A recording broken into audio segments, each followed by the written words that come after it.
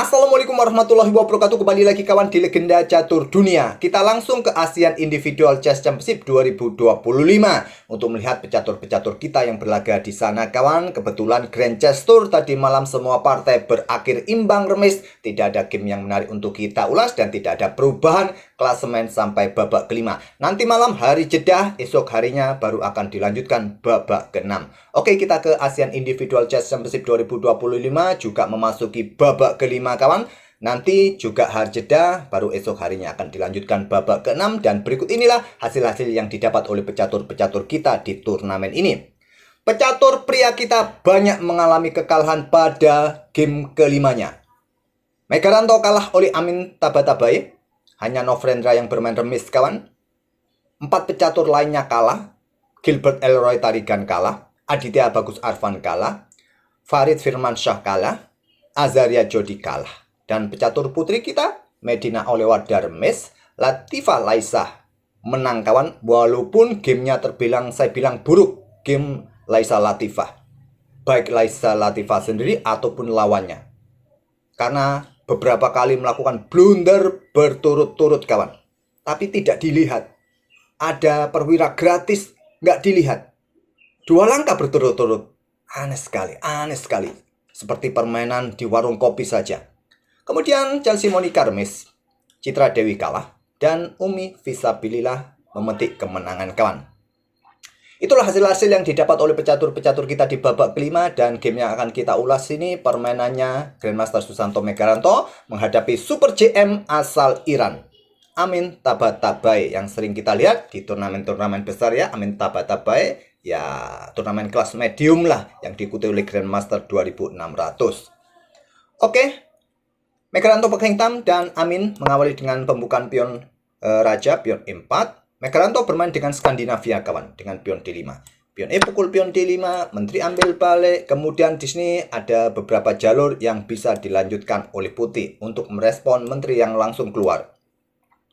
Yang paling populer, yang paling banyak dipilih adalah kuda C3. Inilah yang dipilih oleh Amin, langsung bermain dengan jalur utamanya. Ataupun kalian memilih dengan kuda F3. Kalau kuda F3 respon hitam dengan gajah G4 kawan. Tentu taktik seperti ini tidak kalian suka ya. Nah, gajah E2 tentu saja. Nah, nanti akan dilanjutkan dengan kuda C6. Percepat pengosongan jalur rokade panjang untuk sisi menteri kawan.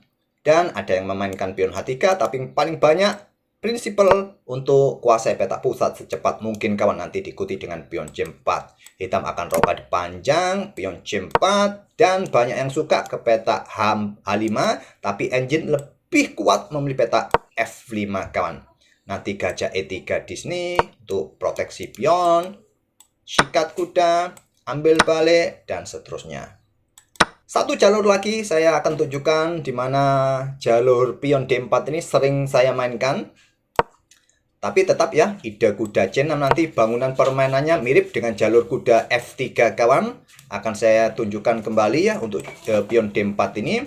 Nah, kuda F3, gajah G4, tentu gajah E2, hitam rokade panjang. Bisa kalian ikuti dengan pion C4 seperti tadi.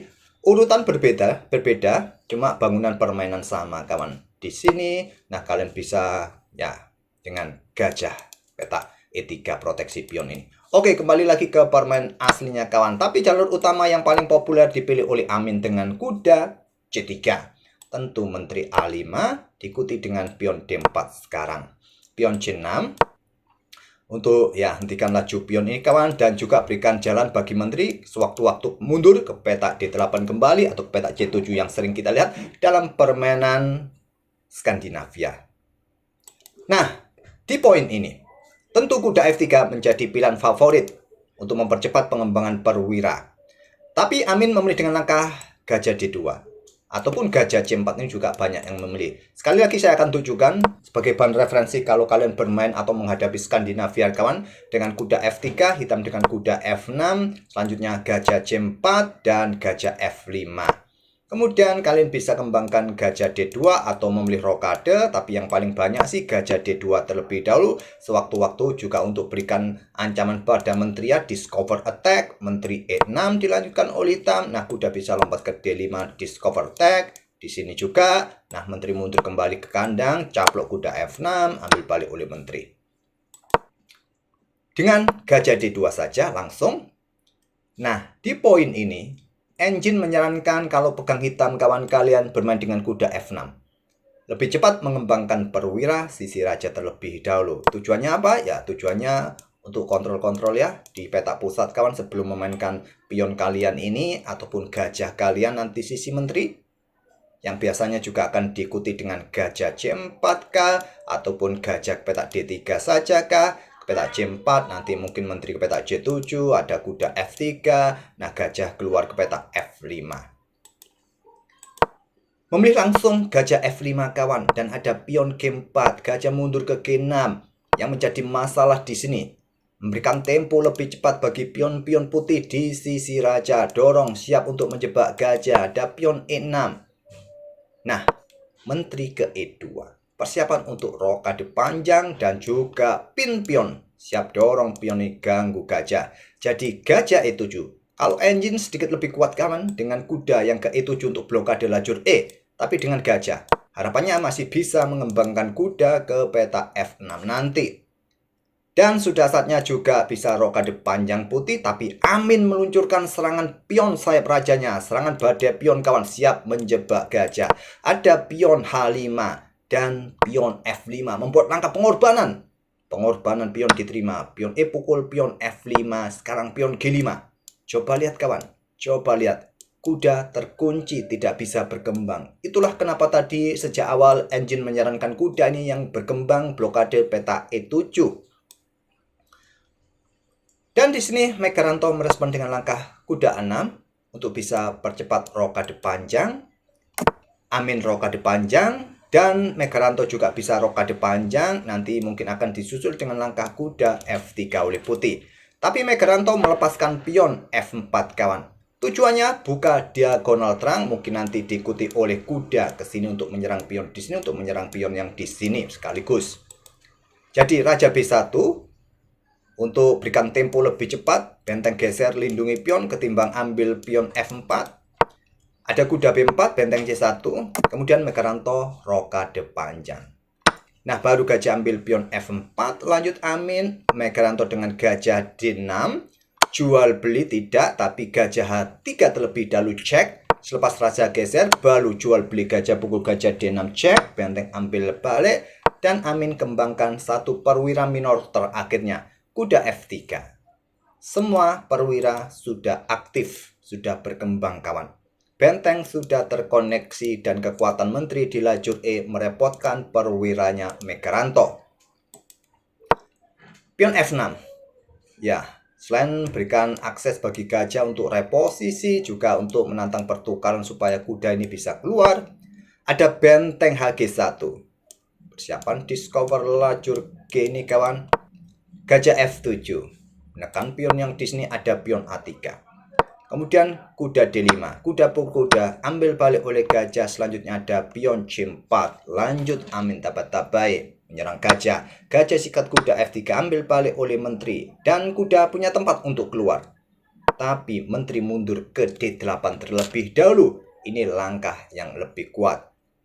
Ya, di sini ada opsi kuda berkembang, ambil pion yang di sini kawan. Anggap contoh, kita otak-atik benteng ambil pion ini terlebih dahulu ya. Maka ada benteng G ini ya, bisa langsung geser saja ke peta E1 untuk kawal peta E7 dan persiapan menusuk baris belakang. Menteri mungkin mundur, nanti diikuti benteng CD1, gantian ya. Kalau kuda ini langsung dikembangkan, maka ada ide seperti ini. Pion pukul pion F6 kawan. Kalau ambil menggunakan pion, maka akan ada pergerakan menteri ini ke peta F4, pin benteng, diikuti pion, dorong, bisa bermasalah. Kalau benteng ambil pion F6 langsung, maka menteri G3 cek. Mungkin blokade dengan menteri di sini, kalian bisa melakukan pertukaran cek, cek. Nah, benteng bisa menusuk ke baris ke-7, tetap ya, masalah buat hitam kawan. Coba lihat di sini, diikuti benteng satunya ke sini. Mungkin raja ini bergerak mundur peta D8, kalian ikuti dorong maju pion D5, adu saja juga bisa kawan. dan nanti benteng menusuk ke baris ke-7, sangat-sangat merepotkan kawan, sangat-sangat merepotkan. Atau juga ada potensi skak dan discover. Jadi Megaranto mundur terlebih dahulu, Menteri D8, pion D5, pion C pukul pion D5, pion C ambil balik pion D5, kemudian baru kuda ke E7. Lagi-lagi ya, jangan terburu-buru untuk ambil materi kawan, karena ada ide seperti ini. Back rank mate kawan, ada dukungan dari gajah ya. Jadi Megaranto dengan kuda E7-nya, ada pion G pukul pion F6, benteng ambil balik ancam menteri, menteri G3 cek, blokade dengan menteri, dan menteri pukul menteri juga bisa dilanjutkan oleh putih kawan. Lebih kuat, sama seperti tadi idenya. Oke, dengan menteri ambil pion, ancam benteng di sini, benteng doubling di lajur F, kemudian gajah E6, lindungi pion kawan. Benteng F3. Kalau kalian caplok juga masalah.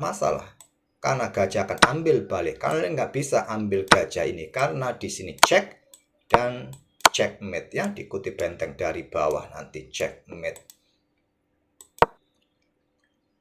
Pion A6, langkah kuat untuk berikan ruang nafas bagi raja. Memilih dengan benteng F3, Megaranto.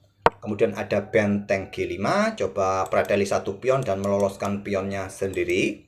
Ada benteng F1, kuda F5 disarankan oleh engine, tapi ya rasanya nggak logis juga ya. Oke, dengan benteng F1, benteng pukul benteng, benteng ambil balik cek, raja ke A2. Posisi raja aman, tidak ada tempo skak kali ini kawan. Pion A5, benteng ambil pion H5, lanjut amin. Nah, benteng C1. Kemudian ada benteng A8 cek, raja A7 diikuti menteri D4 cek, pion B6 blokade.